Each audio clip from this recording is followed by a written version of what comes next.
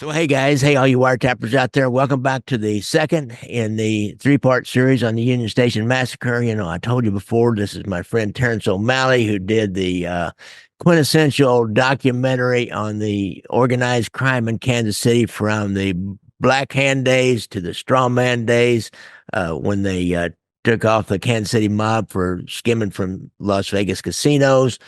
Terrence O'Malley and Black Hand Strongman covers the board. Unfortunately, you're probably not going to find it online, and I know it's not on Amazon streaming. He has copies of it. Get a hold of me if you really want a copy of it. It's a great movie. It's a long one. It's about almost 3 hours long to cover this entire breadth of Kansas City mob history. Terrence O'Malley's a real expert. He's done a lot of other things since. You know, I'm doing this because our friend Greg Scavuzzo, who actually had an ancestor who was involved in the aftermath of the Union Station Massacre, Jimmy Needles the Capra, who got all caught up in the cover-up of it, if you will, because the mob really, on the periphery, they had something to do with it, and the mob in Kansas City had to approve of these traveling bank robbers coming in trying to break another traveling bank robber out of custody in the middle of Kansas City. And in the midst of this, 4 lawmen got killed, and there was a huge manhunt on afterwards. So today, Terrence is going to give us a step-by-step, blow-by-blow description of that day that the actual massacre happened. So listen and enjoy, guys. We got the participants together and in Kansas City on the evening of June the 16th, 1933. They were put together probably by organized crime members in Kansas City. Now, the organized crime in Kansas City didn't really have any horse in that race, shall we say. They didn't really care about whether Frank Jelly Nash was broken out of jail or not, but they did want to help out, just facilitate things, because these guys are the kind of guys that could do things for you. Don't worry about whether it's right or wrong.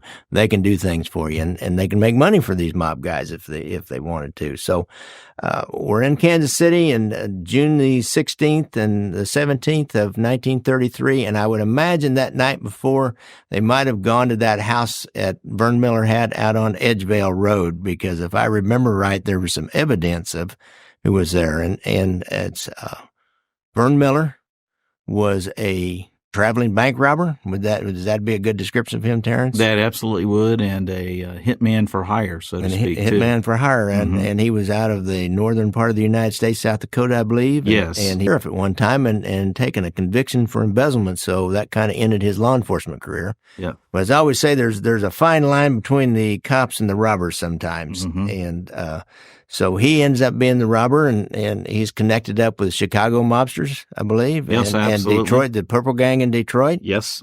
And so he's in Kansas City to help get Frank Jelly Nash, who is a fellow bank robber, and some of these traveling Midwest bank robbers of the Prohibition era, like the Barrow Gang, Clyde Barrow and Bonnie Parker, and who else did we have back then? Alvin Creepy Carpus and the Ma Barker gang. And there was a bunch of these gangs traveling around the Midwest. Harvey Bailey. He's one of my favorite. George Machine Gun Kelly. Correct. Of course, you had Babyface Nelson. One of the more obscure ones, but interesting nonetheless, is Wilbur the Tri-State Terror Underhill. That's a great name. That's a great moniker. What I'm saying, man, you got to have a good name if you want to, make it in the annals of history. Of organized crime. Right. They are independent actors. Guys like Dillinger, for instance, or Homer Van Meter. They would run together, but they didn't run, criminal enterprises like, criminal families. But they were connected.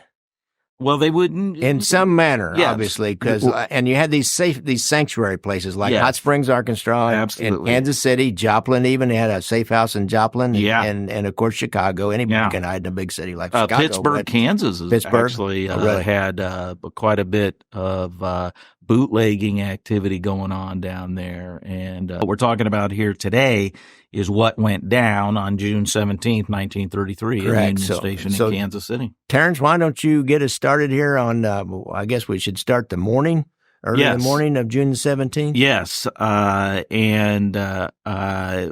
So what happens is that the Missouri Pacific train traveling from Fort Smith, Arkansas, carrying Frank Jelly Nash, accompanied by lawmen Joe Lackey, Frank Smith, and Otto Reed, who was the sheriff of McAllister County, Oklahoma.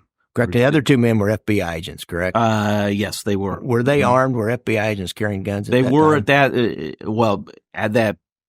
Generally speaking, the FBI agents did not carry guns. There wasn't really a prohibition against it. It just wasn't what they did. Their jurisdiction was relatively limited to doing things like recapturing escaped federal prisoners, enforcing the laws on Indian reservations, and enforcing interstate, bootlegging, that sort of thing. But mostly white collar, mostly investigatory activities, where they would usually enlist the assistance of the local police when they needed, kind of heavy artillery. The FBI was not what we know or think about it today. As a matter of fact, it is this event that is generally credited with giving birth to the modern FBI, because within a year's time, I believe there were something like a dozen congressional acts passed and signed by Roosevelt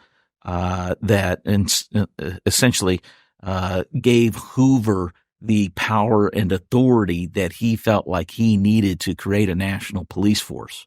Interesting. So the Union Station Massacre really is responsible for the rise of J. Edgar Hoover and the power of which he attained over the years until he was almost president couldn't even get rid of J. Edgar Hoover by the end. Well, he, of course, is one of the fascinating characters of the 20th century.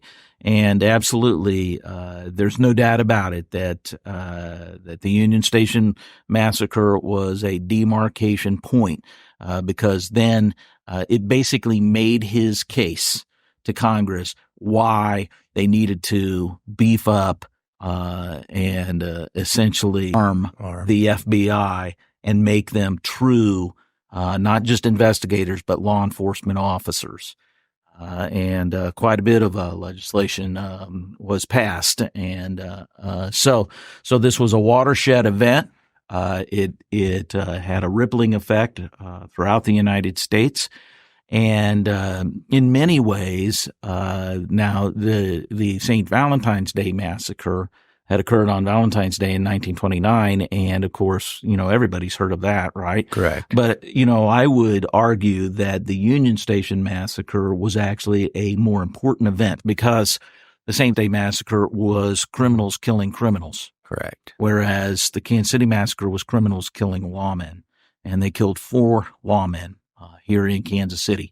Well, we used to always, when a new the FBI agent would come to town when I was working in intelligence, well, we'd take him down to Union Station and say, this is where the first FBI agent was ever killed. Mm-hmm. But we were probably wrong, but it made a good story. Yeah, it does. But nevertheless, it was, an important event, and he shouldn't have been killed, frankly. It was a tragic event, incredible. And so anyway, let's get into the story. Okay, so what happens, so they're bringing Frank Nash through off the Missouri Pacific train, and they are met at Union Station by several other lawmen. One of them is named the head of the local FBI office here at the time was a gentleman named Reed Vetterly. And then they are also met with KC police officer Herman Red Grooms, Kansas City police officer Lieutenant Frank Hermanson, and then you've still got Otto Reed, the McAllister, Oklahoma police chief, and then you've got federal agent Raymond Caffrey. So all these men, there were 7 lawmen in total that were there. So there were 3 of them on the train, and 4 of them met the other lawmen with Frank Nash, and they formed a wedge as they walked through Union Station. Now, before they got off the train, though, it is believed that there was some mix-up between Otto Reed and Joe Lackey, that they grabbed each other's guns, okay, that one grabbed the other one's gun, and then they didn't make a handoff or a switch. And so Joe Lackey had Otto Reed's gun, and Otto Reed had Joe Lackey's gun. And the critical thing to all of this is that Otto Reed's gun had been modified, so it was a shotgun, and he also loaded it with his own homemade buckshot. And so every time you would engage a shell, it would go off. So, but Joe Lackey did not know that when he picked up Otto Reed's gun. But anyway, so they're escorting Frank Nash through Union Station. There's kind of a wedge, if you will, with Frank in the middle and then agents spreading out behind him. And he's wearing a white collared shirt. He has a mustache. He had been wearing a wig when they picked him up, but they pulled the wig off of him. And then they have a handkerchief thrown over his handcuffed hands. And so that's the procession as they're going through Union Station. They exit the easternmost doors at Union Station, and they are all going to pile into Ray Caffrey's automobile. Now, the reason why they decided to take an automobile up to Leavenworth rather than just stay on the train and go up there is because there was going to be a delay before the train left Kansas City. It was going to be several hours before the train left, and they didn't want to be hanging around Union Station because they thought they would be sitting ducks in case anybody was to try and liberate Frank Nash. So they thought that the more expedient thing to do was to go ahead and put him in a car and drive him up to Leavenworth. Interesting, because it's kind of like there's such a kind of a long story in that he was arrested for prison escape in Hot Springs. And so they take him via car to Fort Smith and then via train to Union Station. Mm-hmm. And then rather than try to wait and get another train to Leavenworth, then they're going to take him in the FBI agents. I believe it was even his personal car. It was. He had just been transferred down to Kansas City from Omaha approximately 30 days before this. Mm-hmm. He was pretty new to the area. And so what happens is that Joe Lackey, one of the FBI agents who was responsible for rearresting Frank Nash in Hot Springs, Arkansas, he gets into the back left seat of the Caffrey automobile. And then Frank Nash starts to get into the back seat, and Lackey says, no, you get into the front seat. You ride in the front seat where we can keep an eye on you, just like we did out of Hot Springs. So Frank Nash gets into the front seat, and he has to kind of scooch over to the far left so as to allow Agent Frank Smith to get into the middle or the center of the back seat, and then Otto Reed got into the right side of the back seat. And so you got three lawmen in the back seat of the Ray Caffrey car. So then Frank Nash is in the car, and when Ray Caffrey now starts to walk around the front of the car because he's going to get into the driver's seat, all of a sudden they are seized upon by men, and this is where the story, of course, gets a little bit in conflict, if you will. Different people say different things happen, but so the two Kansas City police officers, then Grooms and Hermanson, they've walked him to the car, but they're probably just standing there. They're standing right there on the passenger side of the car, as is Vetterli is behind the head of the FBI office in Kansas City, and then Ray Caffrey is walking around the front of the car when all of a sudden they're put upon, and you hear this somebody say, put them up, put them up.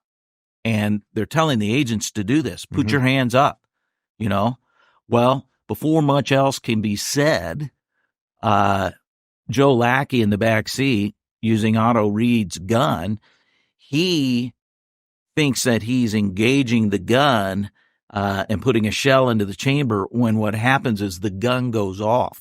And it fires from the back seat of the Caffrey automobile, and it blows off Frank Nash's head and basically left side of his head, and then one pellet strikes Ray Caffrey in the temple, his left temple, as he's walking around the side of the car, and it fells him right away. It was not the bad guys who probably started the firefight. It was more likely than not and the ballistics pointed out. And of course, Robert Unger has a fantastic book, The Union Station Massacre, Correct. the original sin of J. Edgar Hoover's FBI, where he dissects what happened. And he really does an excellent job because he had the benefit under the Freedom of Information Act of actually having the entire FBI investigatory file on this. Yeah, I understand. He even there's witness statements that said the first shots came from inside the car. That's right. Outside the car. That's right. And it totally makes sense, too, because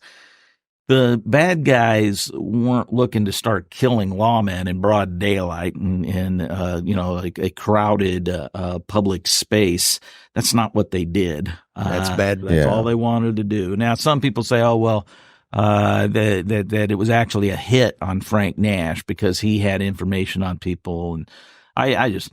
No, he hadn't ratted before. He wasn't going to start ratting now. He just, that's interesting you mentioned because Merle Gill was a private contractor ballistician during this period, and he had been brought over from St. Louis sometime before and practiced ballistics here in Kansas City and was recognized as an expert in ballistics and was used by all law enforcement around the area, including the FBI, until he came out with a report that J. Edgar Hoover did not like about the Union Station Massacre. And so he managed to ensure that Merle Gill would not be able to ply his trade around these parts because he wouldn't give him any more business after this. He said, never use that guy again. Well, there aren't a lot of guys around with that type of expertise. But anyway, so what kind of gun did Verne Miller have? Did he had a machine gun? Yeah. 45 caliber machine gun? Yeah. So there was at least one and probably two machine guns involved with this. I say that there were probably two machine guns. And the reason why is because it's fairly well documented. Jimmy Needles LaCapra in his statement, said that Verne Miller was given a machine gun by Sam Scola, who was Jimmy Needles' brother-in-law, because Pretty Boy Floyd already had one. And so he didn't need probably one. two. Yeah. Right. And I know there was 45 caliber or slugs recovered. Yes. Yeah. And so Adam Richetti probably had, was wielding, a couple of guns. If I was him, I'd have two guns. Yeah. So that's what you got going on. And so the first shot goes off from the back seat of the Caffrey automobile, blows off Frank Nash's head, kills Ray Caffrey with a pellet to the temple, and then all of a sudden just a huge, firefight erupts. And what's interesting is that Lackey in the back seat, yet again, doesn't really understand what's just happened. So he engages another shell, and boom, there you get another blast of a shotgun from the back seat of the Caffrey automobile. And it is very possible that Joe Lackey killed one or possibly both, but probably one of the Kansas City police officers that was standing outside of the Caffrey automobile when it all went down. And then next thing you know, the bad guys are shooting up the car right and left, and they killed yet another lawman. So a total of 4 lawmen. You had Ray Caffrey was killed. Red Grooms of the Kansas City Police Department was killed. Frank Hermanson of the Kansas City Police Department was killed, as was Otto Reed, who was sitting in the back right seat of the automobile. He was killed, and he was killed by he was probably shot by Lackey with the shotgun. No, Otto Reed was in the back seat of the car, but it was probably either Hermanson or Red Grooms were probably killed by that next shot of Joe Lackey. Oh, okay. All right. Yeah, because they were standing outside probably the Verne car. Miller, he started shooting Verne Miller, Pretty Boy Floyd, all of them probably just started firing at the car. And we've seen the pictures of it. It's shot. Yeah, and Joe Lackey ended up getting shot. Okay. Obviously Otto Reed got shot because he was killed. Reed Vetterly, the head of the local FBI agent, he doesn't have any weapon. He's that's a good example of how, he's a federal agent, but he's not carrying a weapon. Well, he just starts hightailing it back to Union Station, to go get back, to get some undercover building. Yeah. And they're shooting after him, and they manage to miss him. But that would probably also explain, the bullet holes. Left some bullet holes. Right, is that they were shooting after Reed Vetterli. And so then what happens is as soon as the shooting stops, one of the bad guys goes around to the driver's side of the automobile and looks in, and he just looks and he says, "He's dead."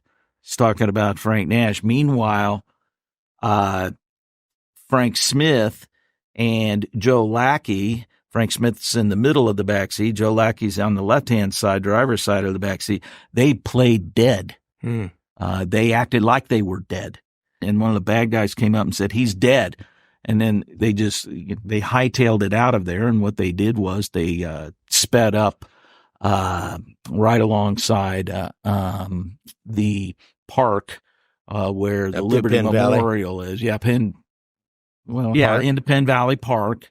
And then they sped across 31st Street and then probably took, it's hard to say for sure which street they took south, but they started heading south out towards 6612 Edgevale Road. So they went back to Verne Miller's. Yes, they went back to Verne Miller's house. Well, meanwhile, what happens is you've got this incredibly, horrific scene there outside of Union Station, and onlookers start to swarm around the crime scene, and they just stomp all over it, making it very difficult for subsequent investigators to piece together what happened, because they were doing all kinds of crazy things. Photographers showed up on the scene, and so as to create some drama, they took the hat of one of the slain lawmen and they put it on the fender of the automobile so you could see the bullet hole in the hat. Wow.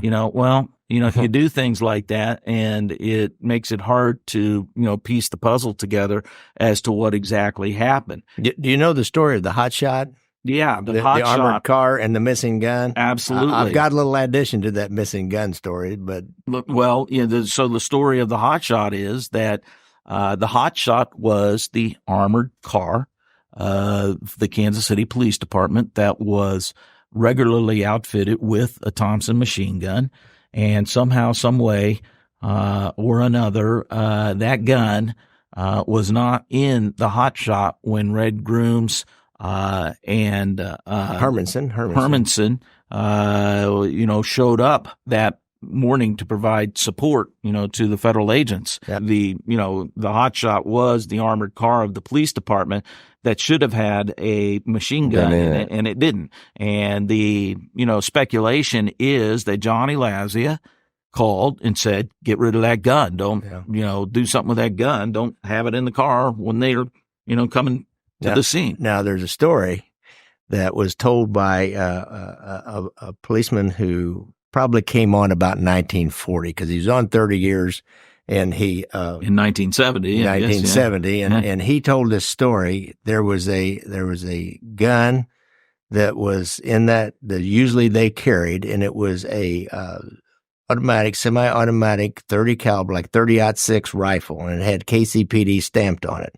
So a gun collector found a gun like that, and he took it to this retired major who was kind of a Pendergast guy, and but he went along with the New Deal, and when things changed in 1939, he had come on right after that, but as things changed over the years, he changed with the times. Sure. But he tells a story that Hermanson and Grooms were friends of the chief, which would make sense because they had the kind of a prime job of driving the hot shot. That would have been a highly desired job. And he said that gun was the gun that they had in the hot shot, or were supposed to have, and they had checked it out, and they carried it. They always met the chief for coffee in the morning before they went out on the street.